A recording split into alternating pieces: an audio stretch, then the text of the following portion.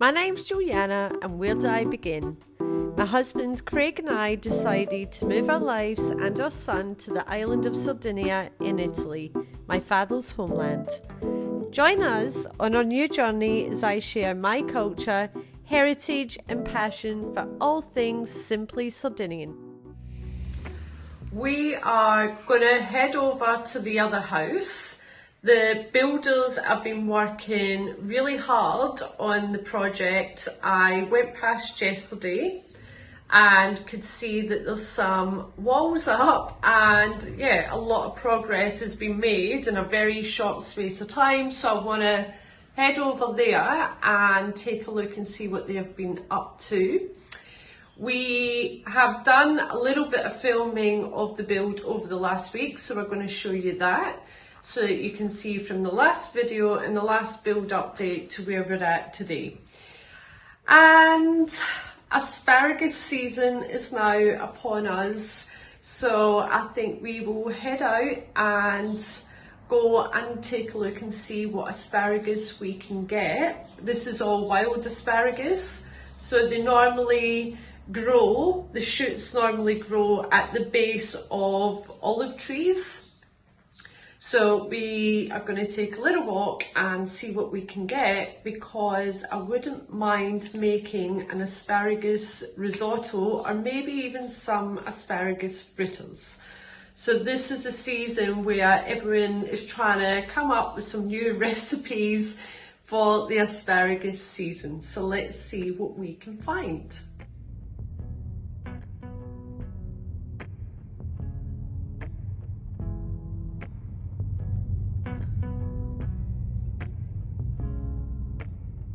The builder. We've got walls. We do. Let's have a look. Right, so they've got the walls up this side. This has happened really quick, isn't it? Yeah. And up here. And I think they're just finishing these walls here. So I will explain a little bit. So this, in this space here, is going to be a bedroom and ensuite bathroom, and I think this is going to be a bedroom window here, looking out onto an atrium, sort of light room. Yeah, but there's no roof on it, is there? The light will just go straight in from the top. There's no roof on it. I'm going to take this off now. Yeah, you'll be all right now. Oh. Yeah, there's going to be no roof on it. So I've got a little style. So just in here, in this square. Yeah, a little design idea. So I'm thinking on this back wall, maybe having like a featured tiled wall. Well, that sounds good. I think, and maybe like a nice pot here with like a lemon tree. Yeah. Because this will be a bedroom window. These will be French doors, and then this is going to be another window. From the bedroom that's in there. Yeah, but I'm just looking, Craig. Why is that wall like that? What do you mean? Is that a doorway? No, they're gonna make that a window. Let's change the project. So they were going to put a door in there. It was going to go door, yeah, and then we went like too many doors. So sense. We've got French doors, window, bedroom ensuite that side, and bedroom ensuite that side. And then the kitchen. Show me where the kitchen that's going to be. So it is going to be in this area here. So you come in through the entrance.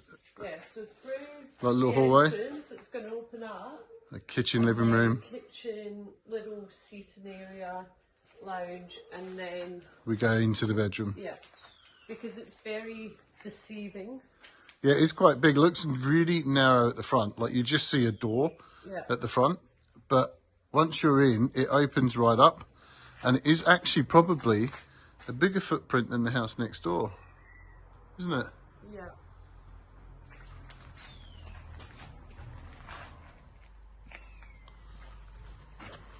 So we are using a lot of local materials as much as possible. All of these bricks, terracotta bricks that are being used, are all made here on the island, and this is all for the, I think it helps with the insulation of the actual building because of the holes. So it's that whole exchange of the hot air, cold air. So we're using all local tradesmen, all the local materials. We're going to have all the solar panels in. We've got all the underground insulation and air exchange systems that are in. So yeah, we're trying to keep this build as much as a local project as possible. So this has been a big surprise, seeing how much the builders have actually got done. We did start recording some bits last week. It certainly wasn't at this stage, so I'm going to pop them in and let you see just how quickly they've made progress.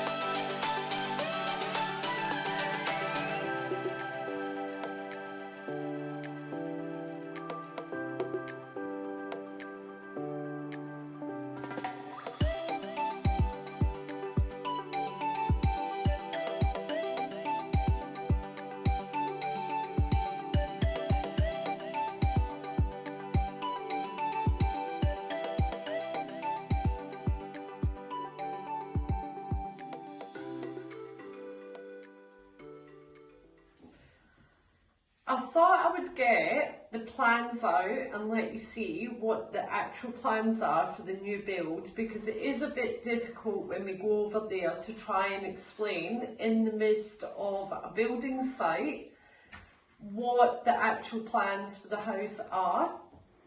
So we have got the plans here. And if you notice, the actual front of the property is literally just a front door. That's how narrow it is. But it obviously, looking at the plans, it leads up into a much wider property. So at the moment, and we have done a couple of changes on these plans. So at the moment, you come in the front door, you have like an entranceway. And then we have the kitchen and the lounge room and dining area. We haven't decided which will go where yet, but that is the space for the kitchen, living and dining. And then we have taken part of this area here and made this another bedroom and ensuite. The original plans only allowed for one bedroom, and it was a bit funny how it was done. So the story of the house was, it was a gentleman that lived there on his own, and he put a set of plans in, and these plans are the original plans. Obviously he's gone to an architect and said, hi, this is what I want, and the architect has designed it around what he wants. When we bought the land, we inherited that project because that was a project and set of plans that were already approved for that land, and it just made financial sense to keep the plans that were in place there. Not for any other reason other than financially these set of plans cost €10,000, including all the expenses for obviously the council and different taxes and things that you have to pay. So it just made sense to keep this set of plans and just try and modify them to what we wanted, and that's not really a big issue if you want to modify the plans. It just means that you need an architect or a geometer to put the modifications in writing and submit them to the council, and there's just a really small fee that goes along with that. So the original plan, as I said, you would go in at the front, very narrow entrance at the front, and then you've got your kitchen, your dining and a small living area, and then we have taken off part of this to make the second bedroom ensuite. This pozzoluccia, which I was trying to explain when I was on site, is around 4.5 square meters. So it's not huge, but it's still a decent size that we have to try and come up with some design ideas and obviously make this a bit of a feature. This is to allow light into the property because, as you can see from the plans, it's quite a long, narrow-ish property. So this has definitely got to be a sort of a design style feature. So if anyone has got any ideas, I am open to suggestions. So this will be a corridor, and this corridor is going to have, so the front half of the property will have one roof line, which will be a tiled, traditional terracotta tiled roof line, and then this part is going to connect the front half of the house to the back end of the house, and this is going to have a glass ceiling, which I think is going to come out really nice. And then we're going to have another bedroom ensuite here. We are going to have another bathroom at the back, which I couldn't really see much point in having, but I've been told because it's in the plans, we need to keep it. So I think the idea will be to have like a spare bathroom come laundry, and then a small storage area, shed, whatever at the back. And then this is all going to be courtyard and barbecue area. So yeah, it is a decent sized property. It's about 110 square meters, so it's not too big, but I think it will come out, I'm hoping it will come out really nice. The cottage that we're in just now, that we just finished last year, in total, including the courtyard at the back, is 55 square meters. So this property that we're doing now is double the size of the one that we're in now. So yeah, I think it's going to make a really nice holiday home, family overflow. When we have family over, we've got extra space to be able to host people, and yeah, it will give us a lot more control as well. We've had a few issues with damp and different things in the property we're in next door, so this has allowed us to be able to really get in there and sort of rectify some of the issues that we've had in our own property. But it is coming along really quickly, really quickly, and we are very close to the point where we need to start looking at colours and finishes and tiles and kitchens and bathrooms. So this property alone has got 3 bathrooms, and yeah, I'm open to suggestions. I don't know whether to keep the bathrooms all the same or to do like themed sort of rooms, but keeping obviously in the same sort of style. So yeah, suggestions please. So while I'm sort of on the subject of projects and showing you plans and things, I thought I would just touch on, and I have done, I think, 3 videos back when I was talking about, you know, the build and things and what the process here is in Italy. And I've just come across, by the way, this is all the paperwork, or some of the paperwork, just for that property alone. And that's all the council paperwork, architect, geometra. It's only half, yeah, I think. It's only like half.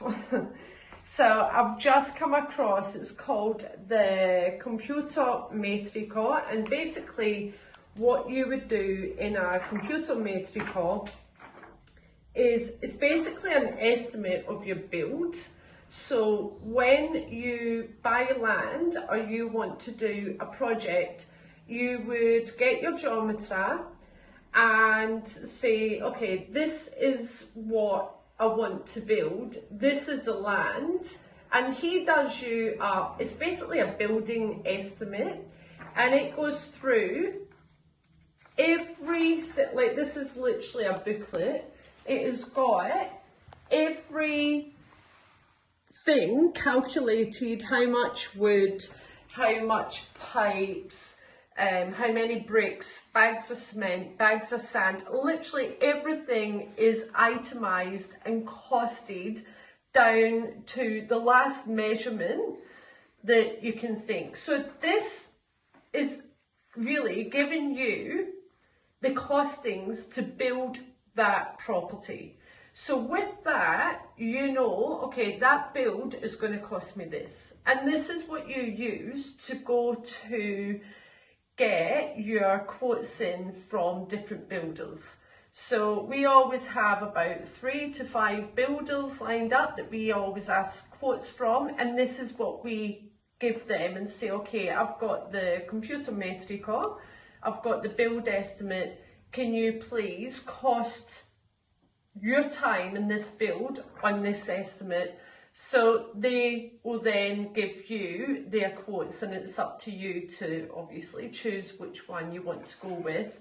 But yeah, I just find this is a really simple and easier process to be able to budget when you are going to do a build or whatever project that you're doing, because you know what your build price is going to be. The rest is just obviously the labour on top, and then you've got your finishes like your bathrooms and your kitchens and your tiles, but this is for the actual bricks and mortar of the property. So yeah, I just thought I would explain a little bit what the process was, and yeah, just share it with you. So given that we have been asked now to choose the wood and the type of ceiling that we want in the house, we have decided that we are going to do something a little bit rustic, different to what we've got in the cottage, bit more modern I suppose, but it's still trying to keep that kind of rustic feel, if you like. So given that we have to sort of decide what colour timber that we want to use, we're also thinking about the doors and windows. So we've had a little walk around town just looking at the different architecture, finishes and doors, because we can't quite decide whether we're going to use the blue, that same blue that we've got in the cottage, which is in keeping with the like the historical centre colours that the council allows you to use, or I quite like, there's a sage green. So there's a few different colours that we can choose from, not a lot. Again, we're bound by what we're actually allowed to use. So yeah, so that's a lighter blue. I don't know if you can see that little house in the corner. It's a really old house. It's been done up and it's got the blue, but it's more a really pale sort of grey blue. I think the one that we have in Zediani is a bit more vibrant, and that was fine. We were allowed to use that there. But I'm still leaning towards this really soft sort of sage green. So we've just had a walk around, had a look around, and actually there's so many different styles of architecture and finishes here that's actually been really good, because it's given me some ideas as to what I would like to use for this build.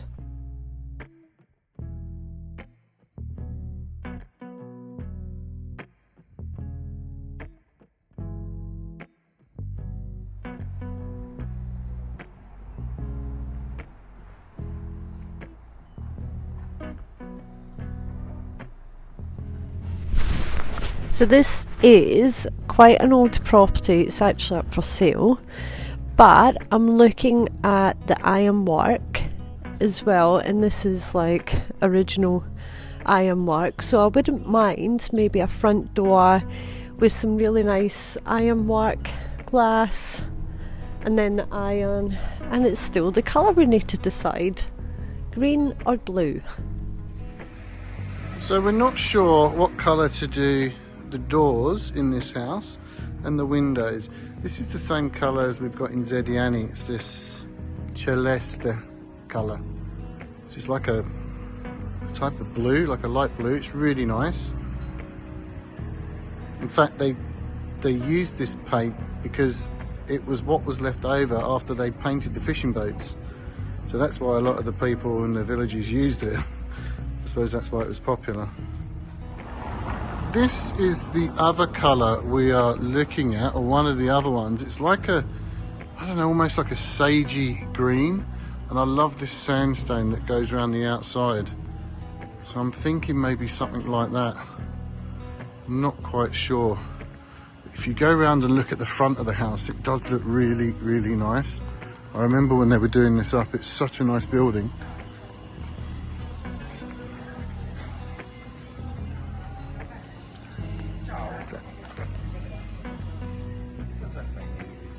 This is the other colour. It's like a blue, but it's a light blue, a grey almost, like a bluey grey. It's quite nice as well. This one is also a really nice colour, and the detail on the door's nice as well. And we've got a lot to choose from.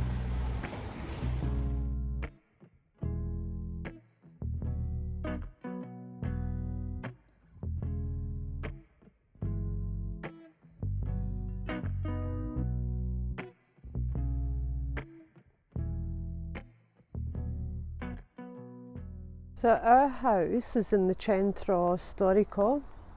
So Centro Storico is basically the historical centre, so you can only do certain things like what I said before. So I'll just show you this house. Well, it's not really a house. So the house has fallen down, and I've actually had to put scaffolding up to try and preserve the fascia, the front of the house, because obviously it's original. So I'm going to turn the camera around so you can see. So I think the council has actually stepped in and bought this, and they will try and rebuild it and put it back to what it was, to try and preserve these old buildings, I suppose, in town. But it looks like it's got the previous owners' initials in the ironwork. So hopefully this can all be saved.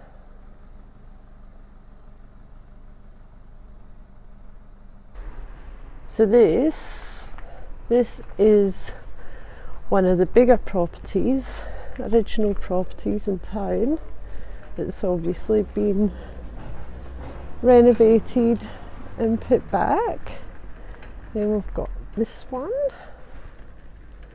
It's a really big, the one next to it. But I really like this ironwork that they've got the top of the arch at the front door. So I'm hoping maybe we could do something like that. We are on the hunt for asparagus. I think with the rest of the town, everyone seems to be out foraging, looking for this elusive asparagus. So we'll see how much we can find. I've got my little plastic bag ready, and yeah, hopefully we find something. Maybe half a kilo would be nice. We'll see. So the asparagus plant is really jaggy and thorny. It actually looks like quite a messy plant. Have to choose my words here. But yeah, it's really prickly and jaggy. You normally find them at the base of the olive trees, but they just pop up on the side of the hedgerows and in between, so you've got to have a really good eye to be able to spot the actual plant. And Craig has found one, I think. Again, with the stick. I think the stick helps him to find the plant. No, it helps hold it up. And look who has been the first one to find the asparagus. Pretty skinny, but it's okay. Yeah, but it's meant to be like that, I think, because it's wild. Yeah. Any more?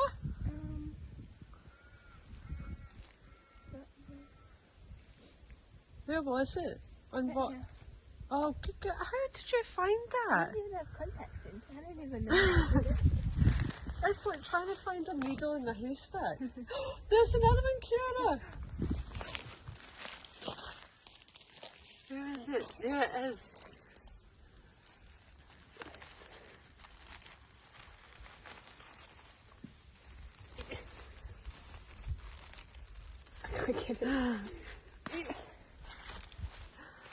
Right, we've got two sticks. Right, they're here then, Yeah. definitely.